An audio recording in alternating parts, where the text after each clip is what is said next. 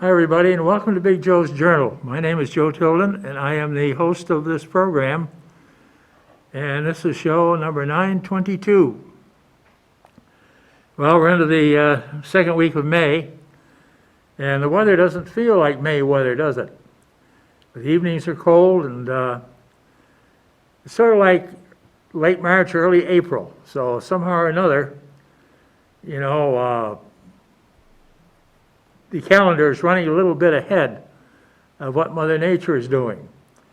But we can be very, very thankful that winter is behind us and we're headed downhill. Or I shouldn't say that, maybe we're headed uphill. I think everybody looks forward to summer. Everybody looks forward to getting out. And more, restrictions are being removed as the pandemic seems to be getting under control. But it's still not gone. It's still with us. And according to Channel 3, there were 6 people yesterday that were in the hospital with this pandemic thing. And there's something like that 2 are in intensive care. So it's still very, very much alive and very, very much of a challenge. And I'm very thankful that I didn't get it.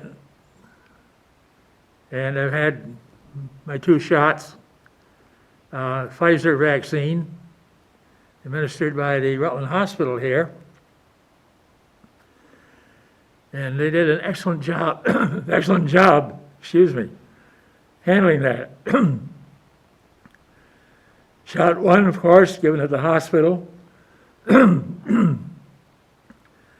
And the second shot was administered down the Holiday Inn.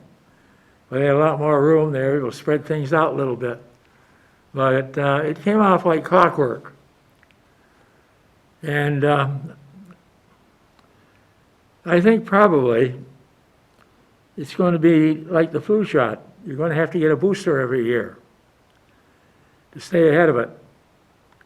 I was talking with a young person. They said, what about the Spanish flu back in 1918, over 100 years ago? How did they take care of that? Well, that took some experimenting, of course, with various inoculations and everything. The way the Spanish flu arrived, it came from World War I. The trenches in Europe were full of lice and rats and everything else. And life in the trench, of course, is very, very unsanitary. And the result was, when these guys came back from Europe, they more or less brought that disease with them. See, some people say it started in the U.S. at Fort Riley, Kansas. Well, the number of troops being mustered out in that section of the country went to Fort Riley, and that's probably where it broke out. And of course, it spread like crazy because people didn't really understand it, and it took a while to get it under control. It was a pandemic, much like this thing we've had with this coronavirus. It was called the Spanish flu mainly because the first country that was heavily hit with it was Spain at that time. And then, of course, it spread through Europe and eventually over to the New World.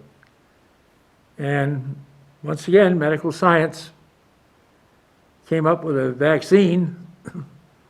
And every year, if you want to stay healthy, you get a flu shot. And that's the result of that pandemic. And the same thing with this one. In future years, people will not only get their flu shot, they will also get their virus shot, the COVID-19 shot, or whatever they want to call it. And stay, get through the winter. And then come springtime, you get out in the good fresh air, get healthy again. The number of schools are open. Unfortunately, there are some states where a number of Republican governors, they've thrown the doors open and said, hey, the thing is solved. And they ignore the mask wearing. I see the state of New Hampshire now is no longer mandatory to wear a mask like this. And we'll see how long it is before this pandemic revives itself in New Hampshire or in Florida. California seems to have it under control. New York City, doing much better, but it has started coming back again. And of course, right now, the key where it seems to be very strong, state of Oregon, through Idaho, through Michigan, and I would say up through the Dakotas, where precautions haven't been taken to prevent it. And so it's on the rise again. California appears to have it under control, and we'll have to see how long that goes. Now, with the restaurants reopening and people being allowed back in and not having to wear a face mask, we will see what happens. The medical profession still does not completely understand what this COVID-19 is and how it spreads. And it can spread from person to person. Even a little droplet out of your nose could potentially affect other people around you. Just as if you sneeze in a crowd without covering your mouth, and all these germs are floating around, other people around you are going to breathe them in. Because it's in the air, it's going to breathe them in. And if there's infection there, it's going to infect them. So I think the state of Vermont is taking the right approach, doing it cautiously. Restaurants are reopening. High school spring sports are underway. There are going to be graduations, although not of the old kind. In many cases, it's going to be individual on individual, and they will have their diplomas mailed to them. So we'll just have to wait and see what happens there. They're talking Major League Baseball about letting more fans into the ballpark. And I've noticed this weekend, especially games that are played in California now and down in Texas, the crowds are coming back. Not 100%, but they are coming back. And those of you that watch the Red Sox-Baltimore series, there's still a lot of empty seats in the ballpark in Baltimore, as the state of Maryland is still observing the quarantine in many sections, limiting the number of people that can go to a ball game. But very, very slowly, very, very slowly, we're getting back to normal. And how long is it going to take? Well, we've got a summer coming up. It should be a lot of nice warm sunshine, chance to get out in the good fresh air. And hopefully, this summer, by the time it comes to an end, we'll have a much healthier nation. President Biden has been urging people, get your shot. And you see a number of commercials on TV now. People are slacking off. They say, well, things dying out, I don't need it. Well, it's these people that think they don't need it that are going to get affected. And of course, once they got it, then it's a little bit too late. Say, I wish I'd had my shot. So if you haven't had a shot, go ahead and get it. You know, the needle is so thin you don't even feel it when it goes in. It's in, out, there you are. With some of the, I had Pfizer, and the only after effect I had from that was the second shot. my left shoulder was swollen a little bit. But other than that, that was the only effect. Some of these others, there is an after effect that is a little painful for a day or so. But you know, that is something you can live with. And it's a lot better than having to wind up on a breathing machine to help you breathe, because you're dying from the inability to breathe, and being confined in the intensive care unit. Eventually this thing is going to be licked, or I won't say licked, it'll never be totally licked any more than the flu is totally licked. But we'll have it under control, and we'll be able to deal with it. And as the president, vice president, urging people, you know, roll up your sleeve, get your shot. Let's be safe. Let's be safe. And I think the Biden administration has done a real good job in promoting this thing and pushing it and getting it done. I know when Joe Biden took office, he faced huge, huge challenge, and I think he's meeting them to the best of his ability. A lot of people are not too happy over his decision to pull out of Afghanistan, especially after a massive attack on a girls' school in Kabul the other day, which so many young girls were killed. The Taliban says we're not responsible for that. That's ISIS, but the Taliban has given shelter to ISIS. And of course, for some reason, they're afraid to educate women. You know, I say, what are you afraid of? What are you afraid of? Many of our leading scientists now are women. And we look at our political section. We have a female vice president. And probably come 2024, she'll be elected the first female president. And I think she'll be a very good president.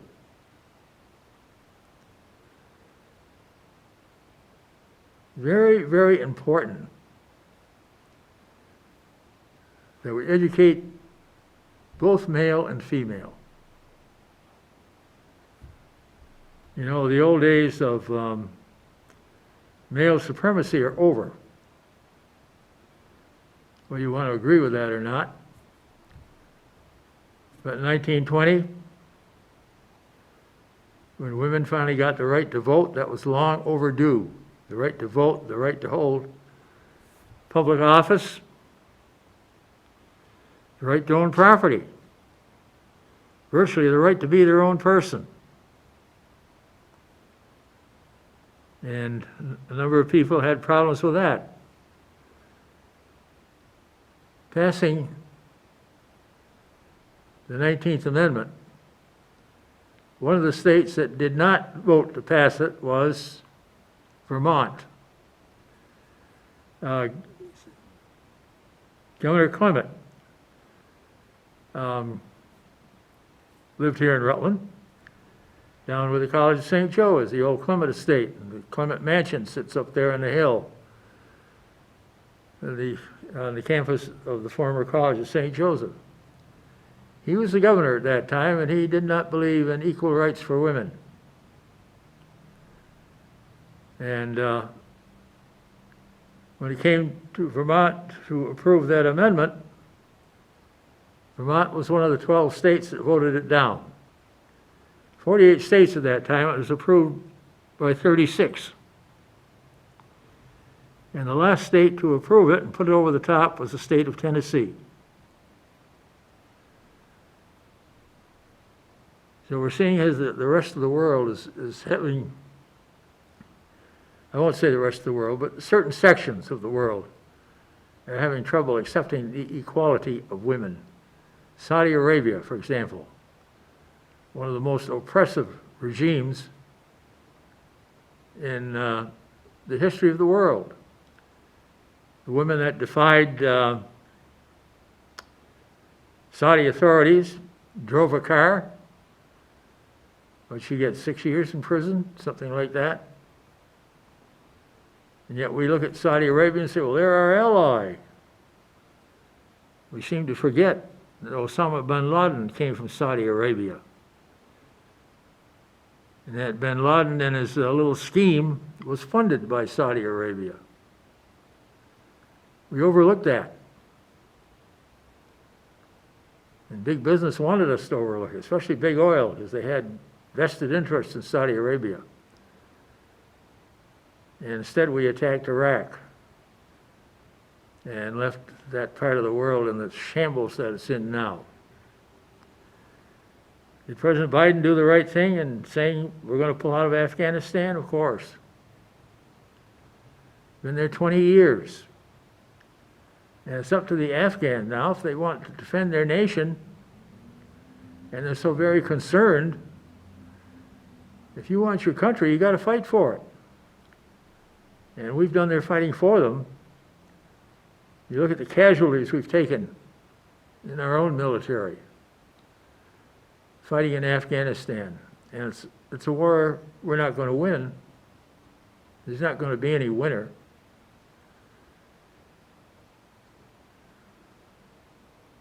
It's up to them. If they want a free country, it's up to them to fight for it. Their country, they've got to fight for it. We can't do it for them. We've done it for 20 years. Now it's time to come home. It's time to take our young servicemen and women. Many of them were born after this war in Afghanistan began, and they're over there fighting a war that existed before they were born. So it is time to say, all right, folks, we've carried you as far as we're going to carry you. Now you're on your own. Let's get busy.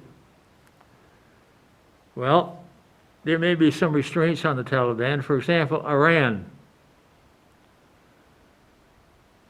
does not care about the Taliban. And if they get to be too menacing, I think you'll see the Iranian military deal with them.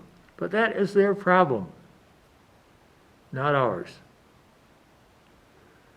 Well, another situation to relieve the anxiety of the world is that huge Chinese rocket that was floating around in outer space, out of control. Supposedly it's come to Earth. And it just missed landing on Saudi Arabia and landed in the Indian Ocean, so the Chinese say.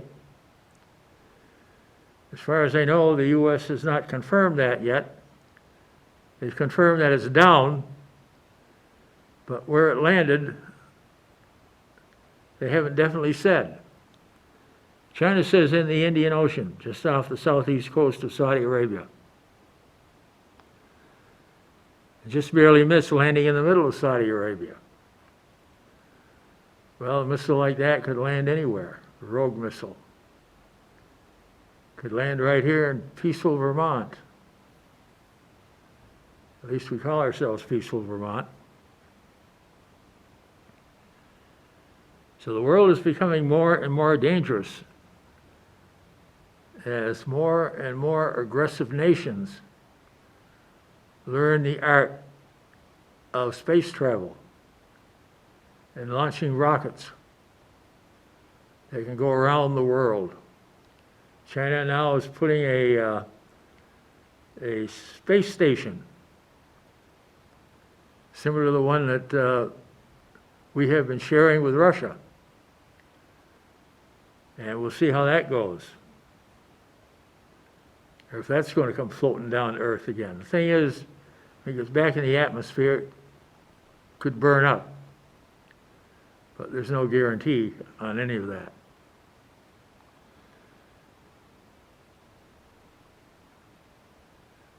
A lot of the world was very, very, very anxious watching this thing, wondering where it was going to come down. Where was it going to land? And now we know, at least that worry is out of the way, at least for another couple of years when China launches another one. And see if they can have better control of it and how it goes. And I don't think it's too much of a secret to say that probably the next war will be fought in outer space. Whoever controls outer space will control the world, control of planet Earth. No doubt about that. Well, in the month of May, as we began with what we call Loyalty Day, what our enemies, Russia, China, Vietnam at one time, called May Day, when they paraded their military might in public to show off to the rest of the world. We have a softer side when we come to Mother's Day, which is this past weekend. And I hope you're all very, very good to your moms. Moms are very, very, very special people. So I hope you were very, very good to them. And as we move on through May, we're going to come to the end of the month. It'll be Memorial Day, or Decoration Day as it used to be known. Here in Rutland, when I was a kid, we used to have a big parade on Memorial Day. It always began up in Main Street Park, up where the gazebo is now. And it would go down West Street Hill, down to Merchants Row, down by City Hall, back up Washington Street, across the park to the Rutland Armory. And then they'd have their speeches and stuff like that in the Armory. And then there'd be a funeral march from the Armory down to West Street Cemetery. And a wreath would be laid at the tomb of one of the Revolutionary War dead that are buried there. And in the afternoon, there'd be a big baseball game, either at St. Peter's Field or up at what is now the recreation field for the Rutland Middle School, but that was a high school then, between Rutland and MSJ. And that was probably the big baseball game of the year. Rutland MSJ would play a 3-game series. And of course, the overall champ took 2 out of 3. And MSJ in those days, they won their share of baseball games. I know St. Peter's Field, when it was down there, it had the old grandstands, and they were pretty much full. Everybody would herd on down there to watch Rutland MSJ. And of course, we also had a minor league semi-pro team, the Rutland Royals in the old Northern League, and they would open, I'm trying to think back now when they would open. They played a 70-game schedule. So they would open around the middle of June. St. Peter's Field, of course, was the first ballpark in Vermont to have lights. And the first night baseball game was played at St. Peter's Field. It was between the Rutland Royals and the Bennington Generals. Now, the Bennington Generals, their coach was Jake Klein, who was the baseball coach at the University of Notre Dame. And the Bennington Generals were pretty much made up of the Notre Dame baseball team. Those kids that wanted to come, and I'm not sure what they got paid then. It was probably about $200 a month. So they'll spend 2 or 3 months, they're $600. And they're playing baseball, and they get the opportunity to move up to the big leagues. And they were pretty much from the University of Notre Dame.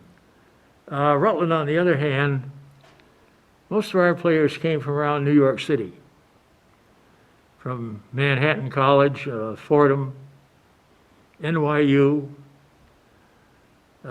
City College of New York, Long Island University,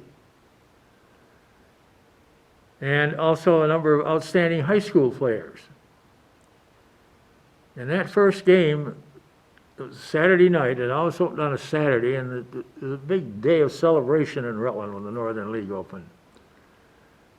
And there'd be a small parade downtown, and then a big band concert before the game. Then you'd have the mayor throwing out the first ball and all the rest of it. That first game under the lights was a pitcher's duel between a kid from Notre Dame by the name of Bob Black and an outstanding high school player from Glens Falls, New York by the name of Dean Currier. And the score was 1-0 Bennington. The kid from Notre Dame outpitched the kid from Glens Falls, but it was a real tight ball game. That was the old Northern League, way back in the late 40s and early 50s. As we look back on the month of May, we look back on Memorial Day. I was a student at Christ the King. And during the war years, the Rutland City Police Department, they rode horses.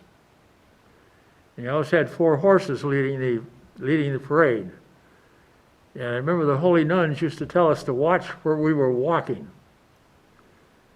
because there was nobody behind the horses picking up what they would leave off. So the holy sisters would say, don't be stupid, pay attention, watch where you are stepping. And I remember that. I remember some nun, I can't remember her name, gave us a lecture on being careful where we walked and so forth. But those days, of course, are long gone. Now Memorial Day is pretty quiet around here.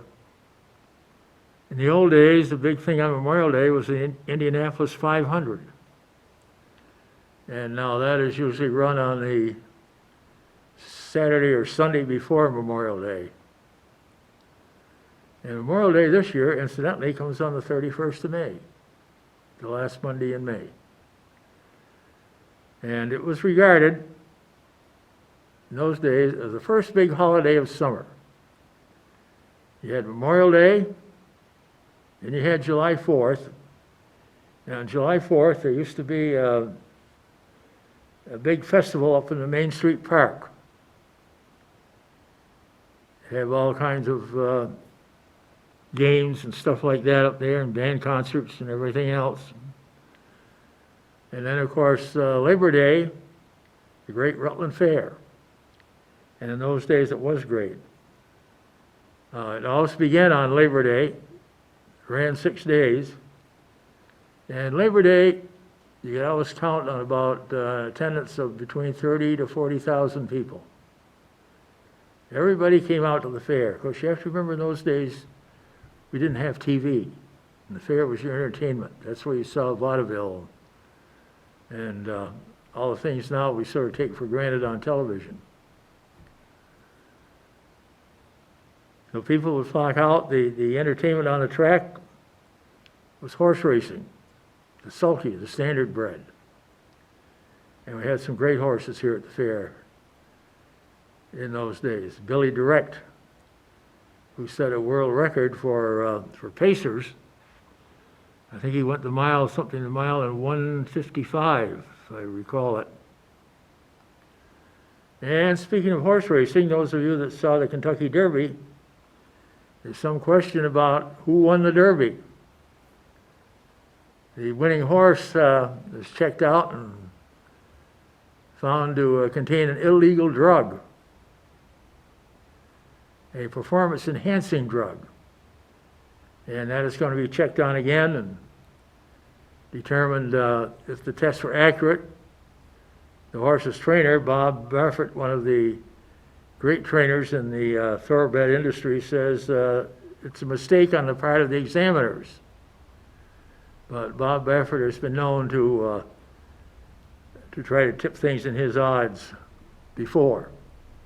So he has temporarily been banned from racing in Kentucky, while the tests on his horse continue. Now, if they find that these tests are accurate, then the owner will be disqualified, and the horse that came in second will be declared the Kentucky Derby winner.